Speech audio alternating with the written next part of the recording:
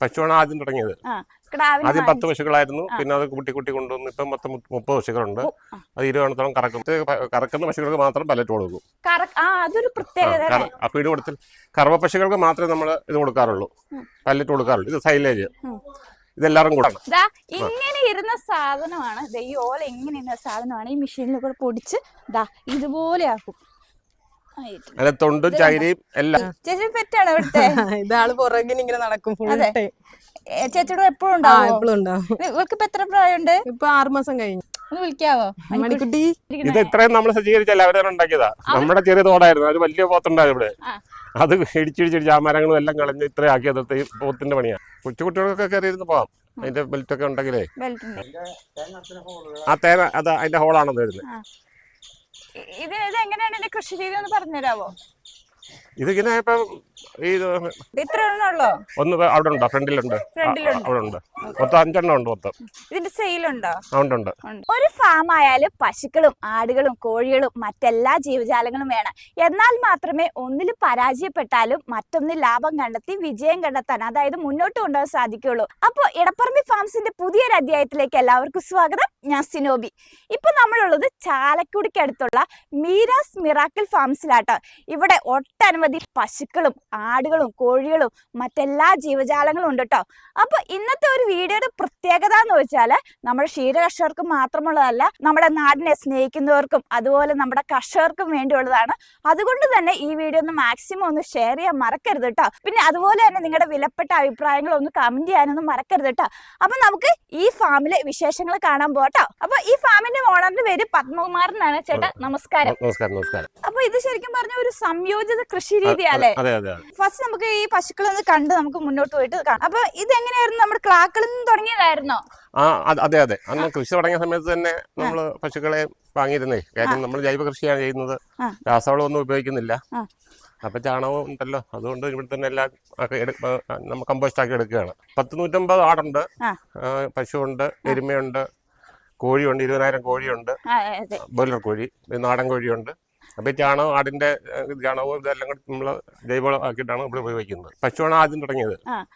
ആദ്യം 10 പശുക്കളായിരുന്നു. പിന്നെ അത് കൂട്ടി കൊണ്ടുവന്ന് ഇപ്പം മൊത്തം 30 പശുക്കളുണ്ട്. അത് 20 എണ്ണത്തോളം കറക്കുന്നുണ്ട്.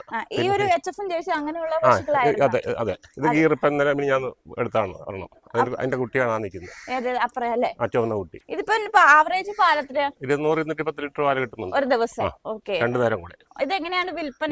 മിൽമേ കൊടുക്കണം, മൊത്തം ലോക്കൽ കുറച്ച് മാത്രം കൊടുക്കും. എങ്ങനെയാണ് ഈ ഒരു കൺസെപ്റ്റ് സംയോജിത കൃഷിയോട് പണ്ട് തൊട്ട് താല്പര്യമുണ്ട്. അപ്പം ഗൾഫിലാണ് ആക്ച്വലി ഞാൻ. മരുഭൂമി നിൽക്കുമ്പോഴല്ലേ ഒരു പച്ചപ്പിനെ കുറിച്ചുള്ള നമ്മുടെ നാടിനെ കുറിച്ച് ഒരു ഓർമ്മ.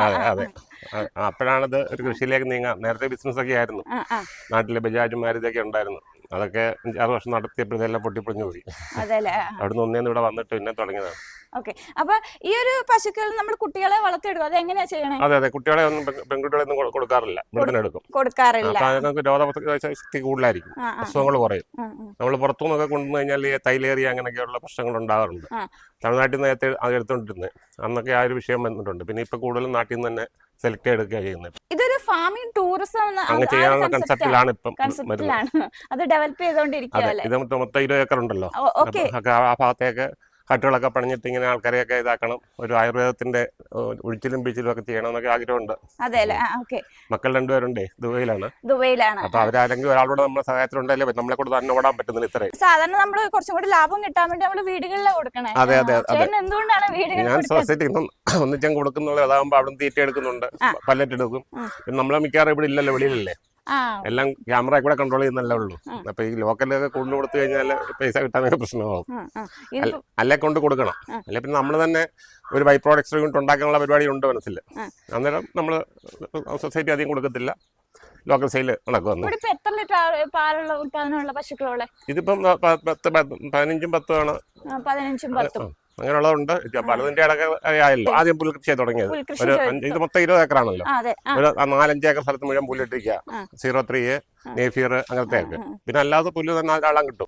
പശുക്കൾ മാത്രമല്ലെന്ന് പറഞ്ഞില്ലേ, ഇവിടെ ഇപ്പൊ ഫിഷിന്റെ കൃഷി ചെയ്യുന്നുണ്ട്. ഇത് ഏതാ ചേട്ടാ ഇട്ടേക്കണേ? ജപ്പാൻ കോഴി ഫിഷ്. കൃഷി ആവശ്യത്തിന് വേണ്ടിട്ട് കുളം കുത്തിയതാ. കനാലിൽ നിന്ന് വെള്ളം വരും ഇവിടെ. അപ്പൊ പിന്നെ വെറുതെ ഇട്ടേക്കണ്ട വെച്ചാൽ മീനെ വളർത്തുന്നുണ്ട്. വലിയ മീനൊക്കെ ഇപ്പൊ കൊടുത്തു. കിലോ 800 രൂപ വെച്ച് ഹോൾസെയിലായിട്ട് കൊണ്ടുപോയി. എന്നിട്ട് ഇപ്പൊ തിരിച്ച് വേറെ ഇട്ടിരിക്കുക കുട്ടികളെ. ഇതിപ്പോ എത്ര മാസമായി കാണും. ഇപ്പൊ ഒരു മാസം ആള് കൊണ്ടുവന്നിട്ട്. ഒരു മാസമായിട്ടുണ്ട്. ഇതിന് പ്രത്യേകിച്ച് നമ്മൾ തീറ്റ എന്താ അതിന്റെ ഫീഡായിരിക്കുന്നത്, അത് മാത്രമേ ഇപ്പൊ കൊടുക്കുന്നുള്ളൂ. താഴെ ഇരിക്കുന്നത് അത് മാത്രമേ അതിച്ചൂടെ വലുതായി കഴിയുമ്പോ ആ മേളിൽ ഇരിക്കുന്നത് അത് കൊടുക്കും. നേരത്തെ ഉള്ളു അത്. ആ പേരൊന്നും അതല്ല. ഇവിടെ ഒരു സാധനം വേസ്റ്റ് ആവുന്നില്ല, എല്ലാം അങ്ങോട്ടും ഇങ്ങോട്ടും ഒക്കെ തന്നെ. താറാവായാലും കോഴിയാന്നാലും. കോഴിയാണ് സാധാരണ പശുക്കൾ വളർത്തുന്ന ഒരു പശുക്കൾ മാത്രമാകുമ്പോൾ താറാവുണ്ട്, ഫ്ലൈൻ്റെ കാണാ ചെറുത്. ഉള്ളിൽ കയറാൻ പറ്റുമോ? തുറന്നു. ഇതിപ്പോ നിങ്ങൾ ഇട്ടിട്ട് എത്ര നാളായപ്പോ? ഇതിപ്പം മേടിച്ചതാ. നേരത്തെ ഉണ്ടായിരുന്നു 10,000 താറാവ് ഉണ്ടായിരുന്നു. താറാവിന്റെ കൂടുതൽ ഇപ്പൊ കോഴി ഇട്ടേക്കുന്നത്. 1200 താറാവ് കുട്ടനാടൻ താറാവ് ഉണ്ടായിരുന്നു. ഇവിടെ ചകിരി പോലും വേസ്റ്റ് ആക്കുന്നില്ല അല്ലെ? അതെ, ഈ ചകിരി തൊണ്ട് ചകിരി ഇത് ഓലയിൽ നമ്മൾ പൊടിയുണ്ട്, മെഷീനകത്തുണ്ട് കാണിക്കുക. ഇത് ചകിരി 20,000 കൂടുതൽ കോഴി ഉണ്ടല്ലോ. കോഴി നമ്മൾ ഇതെടുക്കുന്നത് ചരിച്ചോറാണല്ലോ, അതിന് വേണ്ടിയിട്ടാണ് എടുക്കുന്നത്. ഇതാകുമ്പോൾ ഓല ഇതെല്ലാം പൊടിച്ചിട്ട് അതെല്ലാം നമുക്ക് വളത്തിന്റെ വിളങ്ങ് പൊക്കോളും. നമുക്കൊരു 10-12,000 നാളികേരം കിട്ടും. അപ്പൊ അതിന്റെ തൊണ്ട്, ഈ ഓല, ഇതെല്ലാം നമ്മൾ ഇവിടെ പൊടിച്ചിട്ട് ഈ പൗഡർ ആക്കുന്നതാണ്. നമുക്ക് അകത്തേക്കൊന്ന് കണ്ടു നോക്കട്ടവാ. ഇതാ ഇങ്ങനെ ഇരുന്ന സാധനമാണ്, ഈ ഓല ഇങ്ങനെ ഇരുന്ന സാധനമാണ് ഈ മെഷീനിൽ കൂടെ പൊടിച്ച് ഇതാ ഇതുപോലെ ആക്കും. അതിന്റെ തൊണ്ടും ചകിരിയും എല്ലാം, ഇതിന്റെ ഓലയും എല്ലാം ഇതുപോലെ. ചകിരിച്ചോറ് നമ്മൾ പച്ചക്കറി നടാനൊക്കെ ഇത് ഉപയോഗിക്കും. അതെ അതെ, എല്ലാത്തിനും ഉപയോഗിക്കും. ഇത് ധാന്യപ്പൊടികളൊക്കെയാണ് തമിഴ്നാട്ടിൽ നിന്ന് ഡയറക്റ്റ് വരുന്നതാണ് നമ്മള് പശുവിന് കൊടുക്കുന്നതായിട്ട്. പല്ലറ്റിന്റെ കൂടെ ഇതിലൂടെ മിക്സ് ചെയ്താണ് കൊടുക്കുന്നത്. ഇതൊക്കെ ആകുമ്പോൾ ഒരു 700 രൂപയൊക്കെ ആകത്തുള്ളൂ 50 കിലോയ്ക്ക്. പല്ലറ്റൊക്കെ മേടിച്ച് 1,500-1,600. അപ്പൊ പല്ലറ്റ് കറക്കുന്ന പശുക്കൾക്ക് മാത്രം പല്ലറ്റ് കൊടുക്കും. ഫീഡ് കൊടുത്തിൽ കറവ പശുക്കൾക്ക് മാത്രമേ നമ്മൾ ഇത് കൊടുക്കാറുള്ളൂ, പല്ലറ്റ് കൊടുക്കാറുള്ളൂ. ഇത് സൈലേജ്, ഇതെല്ലാവരും കൊടുക്കും. ഇത് 375 രൂപയുള്ള ഒരു കിലോ, ഒരു ചാക്കിന് 50 കിലോ ചാക്ക്. പാൽ കിട്ടുന്നതനുസരിച്ചാണ് പല്ലറ്റ് കൊടുക്കുന്നത്. അതിന്റെ കൂടെ മറ്റേ സാധനം കൊടുക്കുന്നുണ്ട്. പിന്നെ പുല്ലുണ്ട്, പിന്നെ ചോളം ഇടയ്ക്കെടുത്ത് നമ്മളത് സൈസായി കൊടുക്കും. അതിന്റെ മെഷീനാണ് ഇരിക്കുന്നത്. ചോളം പൊടിച്ച് ഇത് ഇതായി കൊടുക്കും. ഇവിടെ ചേട്ടനെ കറവ പശുക്കൾക്ക് മാത്രമേ പെല്ലറ്റ് കൊടുക്കുന്നുള്ളൂ. ബാക്കി തീറ്റയുടെ കൂട്ടത്തിൽ പാലുള്ള പശുക്കൾക്ക് മാത്രമേ നമ്മൾ പല്ലറ്റ് കൊടുക്കാറുള്ളൂ. സാധാരണ എല്ലാ പശുക്കൾക്കും അവരുടെ ബോഡി വെയിറ്റിംഗ് അതിന് മറ്റു സാധനം നമ്മൾ കൊടുക്കുന്നുണ്ട്. കാൽസ്യം തൊട്ട് എല്ലാ സാധനങ്ങളും വേറെ കൊടുക്കുന്നുണ്ട്. പക്ഷെ പാല് കൂടുതൽ കിട്ടാൻ വേണ്ടിയിട്ടാണ് പല്ലറ്റ് കൊടുക്കുന്നത്. അത് മാത്രമേ നമ്മൾ കറക്കുന്ന പശുക്കൾക്ക് മാത്രമേ കൊടുക്കാറുള്ളൂ പല്ലറ്റ്. ഇതിപ്പോ നേരത്തെ ഫാം തുടങ്ങിയപ്പോ തുടങ്ങുന്നു അങ്ങനെയാണ് അല്ലല്ല, അന്ന് എല്ലാത്തിനും പല്ലറ്റ് കൊടുക്കുമായിരുന്നു. പല്ലറ്റായിരുന്നു, പല്ലറ്റ് മാത്രമേ ഉള്ളായിരുന്നു അന്ന്. പിന്നെ നമ്മൾ ഇതിനെ കുറിച്ച് കുറെ കൂടെ ഒക്കെ പഠിച്ചു കഴിഞ്ഞ് നമ്മുടെ നാട്ടിലൊക്കെ പോയി തീറ്റ ചെലവൊക്കെ കുറയ്ക്കണം. ചെലവ് കുറച്ചെങ്കിലേ നമുക്ക് സർവ് ചെയ്യാൻ പറ്റുള്ളൂ. അപ്പൊ അതിന്റെ നോക്കിയിട്ടാണ് ലാസ്റ്റ് പിന്നെ ഇതെല്ലാം ഏതൊക്കെ രീതിയിൽ ചെലവ് കുറയ്ക്കാൻ നോക്കിയപ്പോഴാണ് ഇങ്ങനെ ആയത്. അപ്പൊ നമ്മൾ ആദ്യത്തെ സെക്ഷൻ പശുക്കളെ കണ്ടു. അപ്പൊ ഇതെന്താ ഈ രണ്ടാമത്തെ സെക്ഷൻ? ഇത് പ്രസവിക്കാറായ പശുക്കളെ ഇവിടെ കൊണ്ടുവരും. കാര്യം സ്ഥലം കൂടുതൽ വേണമല്ലോ, നമുക്ക് രാത്രി നോക്കുകയും വേണം. ഇവിടെ ജോലിക്കാർ താമസിക്കുന്ന ഇവിടെയാണ്. അപ്പൊ അവർക്കൊന്ന് രാത്രി ഒന്ന് വരാനും നമ്മളുണ്ടെങ്കിൽ വന്ന് നോക്കണമെങ്കിൽ അതിന് വേണ്ടിയിട്ടാണ് ഇപ്പം നല്ല പ്രസവിച്ചിട്ടുണ്ടെണ്ണം. അപ്പൊ ഇതിങ്ങൾക്ക് പ്രത്യേക കെയറിംഗ് കൊടുക്കാനാണ് സെപ്പറേറ്റ് ഇങ്ങനെ ഒരു ഷെഡ് പണിത് നിങ്ങൾ എവിടെ നിർത്തിയേക്കുന്നത്. അതിന്റെ ഇടയ്ക്ക് ഒരു നാടനുണ്ടല്ലോ. അതുണ്ട്, നാടനുണ്ട്. അതും ഇപ്പം കാര്യങ്ങളാണത്. കാസർഗോഡ് കൂടുതൽ. അപ്പൊ അടുത്ത സെക്ഷൻ നമ്മൾ ആടുകളെ വളർത്തുന്നിടത്താണ്. ഇപ്പൊ ഇത് ഈ കൂട് പണിഞ്ഞ കുറച്ച് ഹൈറ്റിലാണ്. അപ്പൊ ഇങ്ങനെ കയറി വന്നിട്ട് ഇതിപ്പോ ഇവിടെ ഏതൊക്കെ ആടുകളുണ്ട് ചേട്ടാ? മലബാറി ക്രോസ് ആണ്, ബീറ്റലിന്റെ ക്രോസ് ആണ് മലബാറി. ഓക്കെ. ഇവിടെ ഇപ്പൊ എത്ര ഉണ്ടെന്നേ? ഇപ്പം 100 ചിലവാനുണ്ട്. കൊറേ നമ്മളിപ്പം വേറെ ഫാമുണ്ട് നമുക്ക്. ഇവിടുത്തെ ആടിന്റെ കാര്യങ്ങളൊക്കെ നോക്കുന്നത് ഈ ചേച്ചിയാണ്. ചേച്ചിയുടെ മായന്നല്ലേ? ഇവിടെ ഇപ്പൊ എത്ര ഉണ്ട് ചേച്ചി ആടുകള്? ഇവിടെ ഇപ്പം 75 തള്ളയാടുകളും 25 കുട്ടികളും ഉണ്ട്. 25 കുട്ടികളും ഉണ്ട്. ഇതിപ്പോ ഏതൊക്കെ ഇനങ്ങളുണ്ട്? മലബാറി ഉണ്ട്, ബീറ്റലുണ്ട്, മോഴ ഇനത്തിൽപ്പെട്ട ആടുണ്ട്, ഷിരോഗി ഉണ്ട്, ജമുനാപ്യാരി ഉണ്ട്. ഈ മോഴ ഇനെന്ന് പറയുമ്പോ കൊമ്പില്ലാത്ത കാണിക്കാവോ? കേറാൻ പറ്റുമോ? ഇത് മോഴ ഇനത്തിൽപ്പെട്ട ആട്. അപ്പൊ ഈ ആടിന് എന്തെങ്കിലും പാലുൽപാദനം അങ്ങനെ ഇതിന് നല്ല പാല് കിട്ടും. നല്ല പാല് എത്ര ലിറ്റർ കിട്ടും? അപ്പൊ നമ്മൾ ഇതുവരെ കറന്നു നോക്കിയിട്ടില്ല. കുട്ടികൾ തന്നെ കുടിപ്പിക്കുകയാണ്. വേറെ പ്രത്യേകത പാല് കൂടുതൽ കിട്ടും. പിന്നെ നല്ല സൈലന്റ് ആണ്. ഇപ്പൊ ഈ ഒരു ഫാമിലി ഏറ്റവും നല്ലൊരു കുട്ടി എന്ന് പറയുന്നത് മലബാറിയാണ്. അതെ, മലബാറിയാണ്. അതുങ്ങളെ നല്ല രീതിയിൽ മേച്ചെടുക്കാൻ പറ്റും. എന്താ കുഴപ്പമൊന്നുമില്ല. അത് മലബാറികൾക്ക് കൂടുതൽ അസുഖങ്ങളൊന്നും വരാറില്ല. അത് കൂടുതലായിട്ടും. പിന്നെ ബാക്കിയുള്ള ഇനത്തിൽപ്പെട്ട ആടുകൾക്ക് അസുഖങ്ങൾ വരും. എന്നാലും നല്ല സേഫ് മലബാറിയെ വളർത്തുന്നു. ഇത് കുട്ടികളും തള്ളമാരും കൂടെ ഉള്ള അപ്പൊ സെപ്പറേറ്റ് ആണ്. ഇത് ചനയുള്ള സെക്ഷൻ. ഇത് പ്രസവിച്ചു കഴിഞ്ഞ് കുട്ടികളെയും അമ്മമാരെയും കൂടെ മാറ്റിയിടുന്നതാണ്. ഓക്കെ. അപ്പൊ ഇതിനൊക്കെ എന്താ തീറ്റ കൊടുക്കുന്നത്? ഇത് നമ്മള് TMR കൊടുക്കും, ധാന്യപ്പൊടികള്. ഇങ്ങനെ കൂട് പണിതുകൊണ്ട് തന്നെ നല്ല വൃത്തിയായി അണുക്കൾ അങ്ങനെ കയറില്ലല്ലോ താഴേക്ക്. ആ കാഷ്ടം താഴോട്ട് പോയിട്ട് നല്ല ഫ്ലോർ എപ്പോഴും നല്ല ഡ്രൈ ആയിട്ട് കിടക്കും. ഉണങ്ങി കിടക്കുന്നത് കൊണ്ട് വലിയ അസുഖങ്ങളൊന്നും വരത്തില്ല. മഴക്കാലത്തായാലും ഒരു തുള്ളി വെള്ളം പോലും കാണത്തില്ല. അപ്പൊ ഇവിടെ ഒരു മുട്ടനുണ്ട്, ഇത് ക്രോസ് ചെയ്യിക്കാനല്ലേ? അതെ. ഇത് ഏതാണ്? നല്ല 2 ഉണ്ടേ. ഇത് മുട്ടണ, ഇത് ഇത് ജമുനാപ്യാരി. ജമുനാപ്യാരി. ഇത് അത് ശിരോഗി. ഷിരോഹി. ഇതിപ്പോ ഇവന് എത്ര വയസ്സുണ്ട്? ഇപ്പൊ 1 വയസ്സ് ഉണ്ട്. ഈ ഫാമിൽ പെറ്റായിട്ട് ഒരാളുണ്ട്, അത് കാണിച്ചു തരാം കേട്ടോ. ഈ ആട്ടിൻകുഞ്ഞാണ്. എന്താ പേര്? മണിക്കുട്ടി. മണിക്കുട്ടി. ചേച്ചി പെറ്റാണ് ഇവിടുത്തെ? ഇതാള് പുറകിന് ഇങ്ങനെ നടക്കും ഫുൾ ടൈം. ചേച്ചിയുടെ എപ്പോഴും ഉണ്ടാവും? എപ്പോഴും ഉണ്ടാവും. ഇവർക്ക് ഇപ്പൊ എത്ര പ്രായമുണ്ട്? ഇപ്പൊ 6 മാസം കഴിഞ്ഞു. 6 മാസം കഴിഞ്ഞു. ഒന്ന് വിളിക്കാവോ? മണിക്കുട്ടി, മണിക്കുട്ടി, മണിക്കുട്ടി, മണിക്കുട്ടി, മണിക്കുട്ടി. ഇവിടെ നല്ല ഇളക്കമുണ്ടല്ലേ? ഇപ്പൊ ഇവിടെ സെയിൽ ചെയ്യുന്നുണ്ടോ ആടുകളെ? കുഞ്ഞുങ്ങളെ കൊടുക്കും. പാലുകൂടി മാറിക്കഴിഞ്ഞാൽ ഉടനെ തന്നെ കൊടുക്കും, നമ്മൾ സെയിലാക്കും. പിന്നെ ഇവിടെ എരുമേനെ വളർത്തുന്നുണ്ട്. എന്താ ഇവിടെ അതിനു വേണ്ടിയുള്ള അതുങ്ങൾക്ക് സജ്ജീകരണങ്ങൾ ചെയ്തിട്ടുണ്ട്. ഇത് ഫുൾ ടൈം വെള്ളത്തിലായിരിക്കും. ഇത് രാവിലെ ഒരു 10 മണി വരെ അവിടെ നിർത്തി തീറ്റ എല്ലാം കൊടുത്തു കഴിഞ്ഞിട്ട് നേരെ ഇനി കൊണ്ടുവരും. പിന്നെ വൈകുന്നേരത്ത് 4 മണിക്കേ കയറ്റത്തുള്ളൂ. പിന്നെ ഉള്ളു തീറ്റ. ഏകദേശം 6 ലിറ്റർ കിട്ടുള്ളായിരിക്കും ഇതിനല്ലേ? 7 ലിറ്റർ പാലുണ്ട് അതിന്. 7 ഇതിപ്പോ എത്ര എരുമകളുണ്ട് ഇവിടെ? എരുമ 2 എണ്ണം കറക്കുന്ന വന്നേ ഉള്ളൂ. പിന്നെ ഇത് 4 പോത്തുകുട്ടികളാണ്. ഇതിലേക്ക് വേണ്ടിയാണ് ഇങ്ങനെ ഇത് സജ്ജീകരിച്ചിരിക്കുന്നത്. ഇത്രയും നമ്മൾ സജ്ജീകരിച്ചല്ല, അവരെ ഉണ്ടാക്കിയതാ. നമ്മുടെ ചെറിയ തോടായിരുന്നു, അത് വലിയ പോത്തുണ്ടായിരുന്നു ഇവിടെ. അത് ഇടിച്ചിടിച്ചിടിച്ച് ആ മരങ്ങളും എല്ലാം കളഞ്ഞ് ഇത്ര ആക്കിയത് പോത്തിന്റെ പണിയാ. പോത്തിന്റെ പണിയല്ലേ? ആ ഒറ്റ പോത്താ, വലിയ പോത്ത്. അതിനെ കൊടുത്തു 2.5 ലക്ഷം രൂപയ്ക്ക്. അപ്പൊ ഇവിടെ നാടൻ കോഴി വളർത്തുന്നുണ്ട് അല്ലേ ചേട്ടാ? നാടൻ കോഴികളാണ്. നടന്നുണ്ട്, BV3 ഉണ്ട്. ഇതൊക്കെ ഇവിടെ തന്നെ ഇൻക്യുബേറ്റർ ഉണ്ട്. അതിൽ നമ്മൾ നാടൻ മുട്ട ഇവിടെ തന്നെ ഇൻക്യുബേറ്റർ വെച്ച് വിരിയിച്ചാണിത്. ഇത് അപ്പൊ ഇതിന് സെയിലാണ്? മുട്ട സെയിലുണ്ടോ? ഇല്ല. മുട്ട നമ്മൾ ഇവിടുത്തെ കോഴിയുടെ തന്നെ മുട്ട എടുത്തിട്ട് ഇൻക്യുബേറ്റർ മേടിച്ചിട്ടുണ്ട്. അതിൽ വെച്ചിട്ട് വിരിഞ്ഞ കുട്ടികളാണ് ഈ കാണുന്നത്.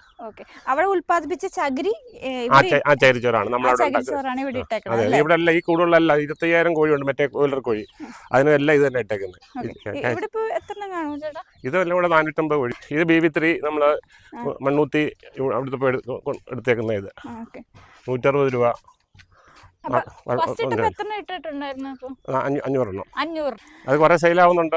ആ വലിയ പൂവൻ കോഴിയൊക്കെ ഇപ്പം 2.5 കിലോ 3 കിലോ ഒക്കെ ആവുന്നുണ്ട്. അതൊക്കെ കുറെ ആൾക്കാർ വന്ന് കൊണ്ടുപോകുന്നുണ്ട്.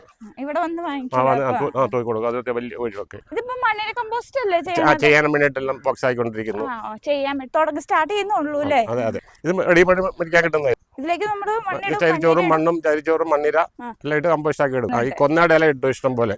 പിന്നെ ഈ തൊഴുത്തിൽ നിന്ന് വരുന്ന മറ്റേ പുല്ലിന്റെ അവശിഷ്ടങ്ങളൊക്കെ ഉണ്ടല്ലോ, ഇതൊന്നും നമുക്ക് വേസ്റ്റ് ആവുന്നില്ല. അതെല്ലാം നമ്മൾ ഇതിലേക്കാക്കും. ഒരു 5-6 മാസം കൊണ്ട് നല്ല കമ്പോസ്റ്റ് ആയിട്ട് വരും. ഇത് 25,000-ഓളം 20,000 മേളിലുണ്ട്. 20,550 കോഴിയുണ്ട്. 45 ദിവസം. അതെ. പണ്ടേ ഉള്ള കുഞ്ഞുങ്ങളെ അവർ തരും. 40-45 ദിവസം കൊണ്ട് പിടിച്ചു തീർക്കും. ചേട്ടാ അപ്പൊ ഇവിടെ ഇതെന്താ ചേട്ടാ? ഇത് ചക്കയല്ലേ? ഇത് നമ്മുടെ പശുക്കൾക്ക് വേണ്ടി ചക്കയാണ്. ഞാൻ പറഞ്ഞില്ല, നമ്മുടെ ഒരു സാധനം വേസ്റ്റ് ആവുന്നില്ല. നമ്മൾ എങ്ങനെയൊക്കെ തീറ്റ കുറയ്ക്കാവോ ആ പരിപാടി നോക്കുക ചെയ്യുന്നതാണ് ഓരോന്ന്. കപ്പയ്ക്ക് കപ്പ, മഞ്ഞപ്പൊടി ഉണ്ടാവും ഇതിനകത്ത്, ഉപ്പ്, മഞ്ഞപ്പൊടി, ചക്ക, ഏത് വേസ്റ്റ് വന്നാലും ഇത് ഇട്ട് വേവിച്ചു കൊടുക്കും. പിന്നെ ബ്രെഡിന്റെ സാധനങ്ങളൊക്കെ ഉണ്ടാവും, ചപ്പാത്തി ഉണ്ടാവും, മാവുണ്ടാവും. അതിനോട് വേവിച്ച് 2 പാത്രത്തിലാക്കി. അത് ആടിന് കൊടുക്കത്തില്ല, പശുക്കൾക്ക് മാത്രം. പശുവിന് എരുവിക്ക് മാത്രം കൊടുക്കും. നല്ല വേവും. ഇനി അത് വേറെ സാധനമൊക്കെ ഇടാനുണ്ട്. അതൊക്കെ ഇട്ട് കഴിയുമ്പോഴത്തേ ഗോതമ്പുണ്ടാവും, ചിലപ്പോൾ അരിപ്പൊടി ഉണ്ടാവും. മില്ലിൽ നിന്നൊക്കെ അരി വേസ്റ്റ് കിട്ടും. ആ വേസ്റ്റ് മീൻസ് അത്ര കേടുള്ളതൊന്നുമല്ല. അതൊക്കെ കൊണ്ടുവന്നിട്ട് ഒന്നിച്ച് വേവിക്കും. വേവിച്ചിട്ട് നാളെ രാവിലത്തേക്കുള്ളത് ഇപ്പം റെഡിയാക്കി വെക്കുന്നു. ഇത് നല്ലപോലെ വേവിക്കും. നല്ലത് ശരിക്കും നല്ല രീതിയിൽ വെന്ത് കിട്ടും. ഇതെല്ലാം കൂടെ ആയി കഴിയുമ്പോഴത്തേ നല്ല തീ ഉണ്ടല്ലോ, ഇഷ്ടംപോലെ ഇവിടെ വിറവുണ്ടല്ലോ. ഇതൊക്കെ ഉള്ളതുകൊണ്ടാണ് ചെയ്യാൻ പറ്റുന്നത്. നമ്മളല്ലാതെ ഗ്യാസ് വെച്ച് അത് ചെലവ് കൂടത്തേ ഉള്ളൂ. ഇവിടെ നാടൻ കുതിരകൾ കൊണ്ടുവന്നിട്ടുണ്ട്. ഇതിപ്പോ 2 പേരോളം ഇവിടെ ഉള്ളു. നേരത്തെ വലിയ കുതിര ഉണ്ടായിരുന്നു. പക്ഷെ അത് ആൾക്കാരും കുട്ടികളൊക്കെ വരുമ്പോൾ പുറകിലൂടെ ചവിട്ടും. അതുകൊണ്ട് അതിനെ മാറ്റിയിട്ട് നാടൻ കുട്ടികളൊക്കെ ഒരുപാട് പേര് കാണാൻ വരും. എന്തും സ്കൂളൊക്കെ സ്ഥിരമായിട്ട് ആൾക്കാർ വരും. ഞായറാഴ്ച ദിവസം ശനിയാഴ്ച ദിവസമൊക്കെ വെക്കേഷൻ സമയത്ത്. അതെ. കുട്ടികളെ ഇത് കണ്ടിട്ടില്ലല്ലോ. ഇത് അതെ. ഇതാകുമ്പോ ഒന്നും ശല്യമില്ല, ഉപദ്രവിക്കത്തില്ല. ഒന്നും ചെയ്തില്ല. ഒന്നും ചെയ്തിട്ടില്ല. മറ്റേ അങ്ങനെയല്ല, മറ്റേത് വലിയ പ്രശ്നമായിരുന്നു. അത് വലിയ കുതിരയായിരുന്നു. ഇത് നാടൻ കുതിരകളാണ്. ഇതിപ്പോ നാടനായിട്ട് ഇത്രയും പൊക്കം വെക്കുള്ളൂ. ഇത് ഇത്രയൊക്കെ ഉണ്ടാവുള്ളൂ. ഇവിടെ ഇപ്പോഴേ താമരയും പിന്നെ ആമ്പലും വളർത്തുന്നുണ്ട്. ഇതിപ്പോ ഫാമിംഗ് ടൂറിസത്തിന്റെ ആ ഒരു കൺസെപ്റ്റ് വെച്ചിട്ട് ചെയ്യുന്നതാണ്. അതെ. ഓരോരോ കാര്യങ്ങളാക്കിക്കൊണ്ട് വരുവാണ്. ഒറ്റയടിക്ക് എല്ലാം പറ്റില്ലല്ലോ. അപ്പൊ അതുകൊണ്ട് ഗ്രാജുവലി ഇങ്ങനെ ആക്കുക. പിന്നെ ഹട്ടൊക്കെ ഉണ്ടാക്കണം ഇനി.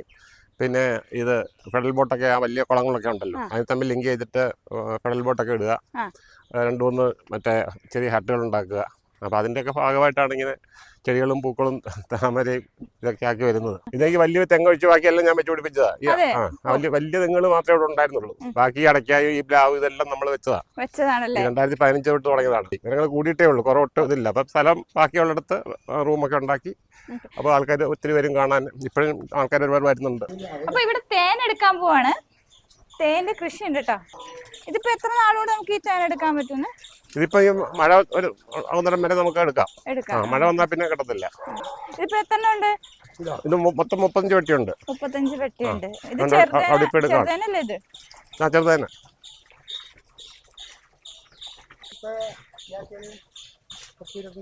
25 കിലോളം ഈ ആഴ്ച കിട്ടി. 25 കിലോ. ഓക്കെ. നമ്മൾ 400 രൂപ കിലോ വിൽക്കുന്നത്. 400 രൂപ ഒരു കിലോ 400 രൂപ. 1 കിലോ 400 രൂപ വെച്ചല്ലേ? വാവ്. ഈ കാണുന്ന പ്ലേറ്റിന്റെ പേരെന്താ? ആ ഒരു വെക്കണ ഒരു അറയില്ലേ? അടയാണ്. അതിനകത്താണ് അത് തേൻ നിറയ്ക്കുന്നത്. ആ തേൻ അത് അതിന്റെ ഹോളാണെന്ന് വരുന്നത്. ഇത് എങ്ങനെയാണ് ഇതിന്റെ കൃഷി ചെയ്തെന്ന് പറഞ്ഞുതരാവോ? ഇതിങ്ങനെ ഇപ്പം ഈ മഴ കഴിയുമ്പോഴത്തേക്ക് ഏറെക്കുറെ പോകും. പിന്നെ നമ്മൾ ഉണ്ടാവുകൊണ്ട് നിറയ്ക്കുക, അല്ലെങ്കിൽ ശർക്കരയോ പഞ്ചസാരയൊക്കെ കലക്കി വെക്കണം. അപ്പൊ ഇത്രയ്ക്ക് ഇത്രയും ആവുമല്ലോ എന്ന് കരുതി നമ്മൾ ചെയ്യാറില്ല. ഒരു ഇഷ്ടം പോലെ പൂമ്പൊടി ഉണ്ടല്ലോ. നമ്മൾ ചെയ്യുന്നത് വെച്ച് കഴിഞ്ഞാൽ ഇപ്പൊ കഴിഞ്ഞ പ്രാവശ്യം കഴിഞ്ഞ് മഴയായപ്പോഴത്തെ കംപ്ലീറ്റ് പോയി. വീണ്ടും വെട്ടി കാലിയാണല്ലോ. ഇപ്പൊ ഇവിടെ അടുത്തുകൊണ്ട് അവർ നിറച്ച് തരും. വീണ്ടും ഒരു വെട്ടിക്ക് 800 രൂപ അല്ലേ? 600 രൂപ ഒരു വെട്ടി നിറയ്ക്കുന്നതിന്. തേൻ നാട്ട് തരും. ഒരു റാണിയും ബാക്കിയായിട്ട് വെച്ചും. അത് നമ്മളിവിടെ കൊണ്ടുവന്ന് ഒന്ന് വീണ്ടും ഇതുപോലെ വെക്കണം. വാങ്ങിക്കാൻ കിട്ടൂലേ? അങ്ങനെ. ഞങ്ങളുടെ നാട്ടിലൊക്കെ ഈ മറ്റേ റാണീനെ പിടിച്ചിട്ട് വന്ന് പിടിച്ചിട്ട് അതാണ് ചോദിച്ചു ഇവിടെ എങ്ങനെയാന്ന് അങ്ങനെ ചെയ്യുന്നത് ഞാൻ കണ്ടിട്ടുണ്ട്. അതൊക്കെ കുറച്ചല്ലേ വരുള്ളൂ. ഇത് നമ്മൾ ഇത്രയും അടിഞ്ഞാടിസ്ഥാനം ചെയ്യുമ്പോഴേ ഇവിടെ നല്ല ചെലവുണ്ട് തേനെ. ഇപ്പൊ നമ്മൾ ഇത് സീസൺ കഴിയുമ്പോഴത്തേക്ക് കംപ്ലീറ്റ് വിറ്റ് തരും. കുട്ടികൾക്കൊക്കെ നല്ല ഒറിജിനൽ സാധനമാണ്. നമ്മൾ എന്തെങ്കിലും പഞ്ചസാര കലക്കി വെക്കുവോ അല്ലെങ്കിൽ വേറെ ചെയ്യത്തില്ലല്ലോ.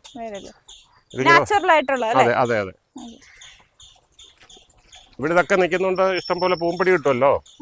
ഇതിങ്ങനെ പിഴിഞ്ഞെടുക്കുവാണോ? അത് കറക്കുമ്പോ അത് ഓട്ടോമാറ്റിക്കലി ആയിട്ട് തേൻ പുറത്ത് വരും. ഇത് മെഷീനാണ്. അതെ.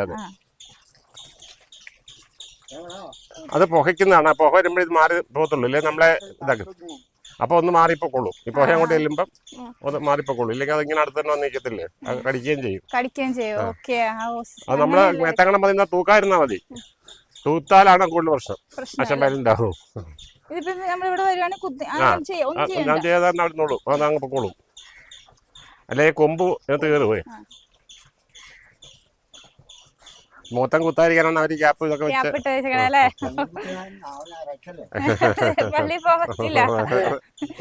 പള്ളി പേടിയാ പുള്ളിക്ക്. ദൈവഭക്തി ഉള്ള അതുകൊണ്ട് പോകത്തില്ല. ദൈവഭയം ഉള്ളതുകൊണ്ട് പോകത്തില്ല.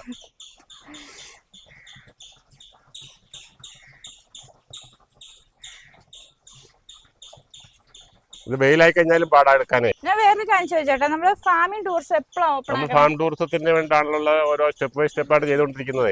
അപ്പൊ ഇനിയും കെട്ടിടങ്ങൾ പണിയാനുണ്ട്, റോഡൊക്കെ ഒന്നുകൂടെ ഇതാക്കാനുണ്ട്. പിന്നെ ഹട്ട് വെക്കുന്ന കൂട്ടം തന്നെ ഈ റോഡ് സൈഡിലൊക്കെ തന്നെ കുറച്ച് ഇത് ചെടികൾ ആൾക്കാർ വന്ന അട്രാക്ഷൻ കിട്ടുന്ന രീതിയിലുള്ള അതൊക്കെ ഉണ്ട്. എങ്ങനെ ആയാലും ഒരു വർഷം കൂടെ ആകുമ്പോഴത്തേക്ക് അതിനുള്ള സംവിധാനമാവും.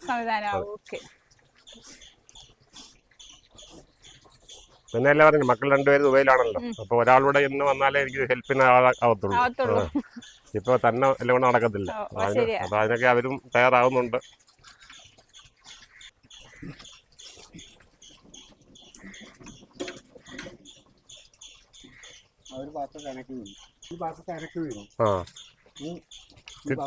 തിരിച്ചും മറിച്ചും വെക്കുക. ആ സൈഡിൽ കൊണ്ട് വരയുമ്പോഴത്തേക്ക് ആ തേൻ താഴേക്ക് വീഴും.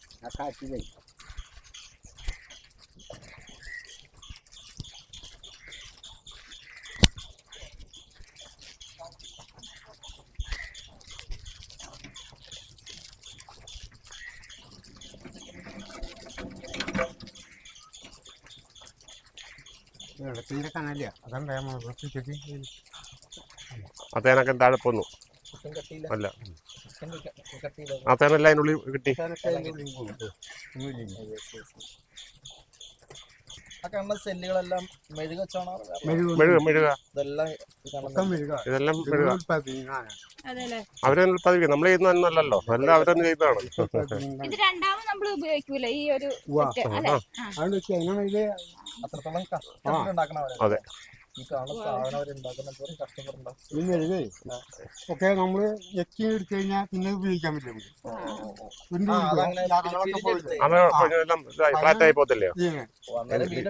അതെ, യൂസ് ചെയ്യാം. മെഷീൻ ആകുമ്പോഴേ പറ്റത്തുള്ളൂ. ചേട്ടയുടെ കുറെ പപ്പീസ് ഉണ്ടല്ലോ. ഇത് ബീഗിൽ പെട്ടാണത്. അതൊരാണും ബാക്കി 3 പെൺകുട്ടികളാണ്. പെൺകുട്ടി ഇത്ര ഉള്ളോ? ഒന്ന് അവിടെ ഉണ്ടോ? ഫ്രണ്ടിലുണ്ട്. അവിടെ ഉണ്ട്. മൊത്തം 5 എണ്ണം ഉണ്ട് മൊത്തം. ഇതിന്റെ സെയിലുണ്ടോ? ഉണ്ട്. നല്ല ഇണക്കമുണ്ടല്ലോ ഇതിന്. നല്ല ഇണക്കുണ്ട്. ഇതൊക്കെ ഇപ്പൊ എത്രത്തോളം പ്രായം ഉണ്ടെന്നേ? ഇതിപ്പോ അത് 1.5 വയസ്സുണ്ട് അപ്പുറത്തേക്കുന്നത്. മറ്റൊക്കെ 1 വയസ്സായിട്ടുള്ളൂ. നമ്മൾ ഇങ്ങനെ തന്നെ മേടിച്ചതാണ്. ഇവിടെ കുട്ടികളൊന്നും ആയിട്ടില്ല. ഇല്ല. ആയി വരുന്നേ ഉള്ളൂ ഇപ്പം. ഇവിടെ വേറെ ഒരാളുണ്ടല്ലോ. ഇത് നായാട്ട് പട്ടിയുണ്ടല്ലോ നമ്മുടെ തമിഴ്നാട്. രാജപാള ഒറിജിനൽ അല്ല അത്. അല്ലെങ്കിൽ നല്ല തൂവള്ളയായിരിക്കും ഒറിജിനൽ ആണെങ്കിൽ. പക്ഷെ അതിന്റെ ഇതിൽപ്പെട്ടതാണ്. അവിടുന്ന് കൊണ്ടുവന്നു, തമിഴ്നാട്ടിൽ നിന്ന് കൊണ്ടുവന്നാ രാജപാളയം. വേട്ടനായ അത് തന്നെ. ഇവിടെ അയച്ചു വിട്ട് കഴിഞ്ഞാൽ അവിടുന്ന് ഇവിടുന്നൊക്കെ കോഴിയൊക്കെ അത് തിന്നത്തില്ല, കടിച്ചെടുത്ത് കൊണ്ടുവരും, കൊല്ലും. ഇവിടെ കുറെ എണ്ണത്തിന് ഇവിടെ ഇതിനൊക്കെ കൊണ്ട് മുയല് ഇതിനൊക്കെ പിടിച്ചു. അപ്പോൾ ഇത്രയും സമയം നമ്മൾ കണ്ടുവന്നു മീരാസ് മിറാക്കിൾ ഫാംസിന്റെ വിശേഷങ്ങളും കാഴ്ചകളുമാണ്. അപ്പൊ അടുത്തൊരു നല്ലൊരു വീഡിയോയുമായി ഞങ്ങൾ വരുന്നതാണ്. അതുവരെ നമസ്കാരം.